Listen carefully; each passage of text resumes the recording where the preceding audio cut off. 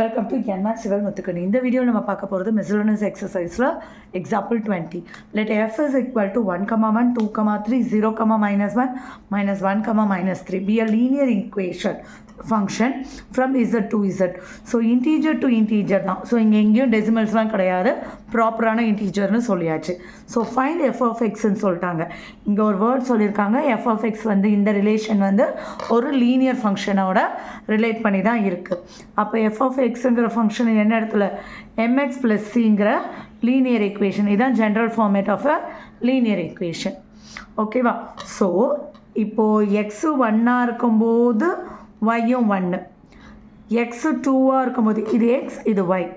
So X 2ஆக இருந்ததுன்னா Y 3, X 0ஆக இருந்ததுன்னா Y -1. அதே தான். ஸோ ஃபர்ஸ்ட் நம்ம இப்போ எஃப் ஆஃப் 1 கண்டுபிடிச்சிக்கலாம். m × 1 + c is equal to 1. So m + c is equal to 1, equation 1.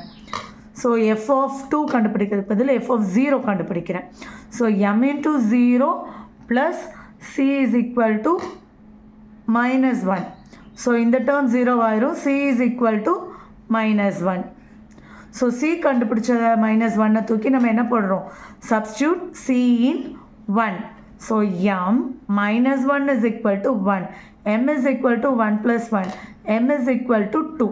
So m கிடச்சிருச்சு, சியும் கிடச்சிருச்சு. அப்போ எஃப் ஆஃப் எக்ஸுங்கிறது லீனியர் ஈக்குவேஷன் சொல்லிட்டோம். mx + c. m என்னது 2 × x + cங்கிறது -1. ஸோ எஃப் ஆஃப் எக்ஸ் என்னது 2x - 1. அவ்வளோதான்.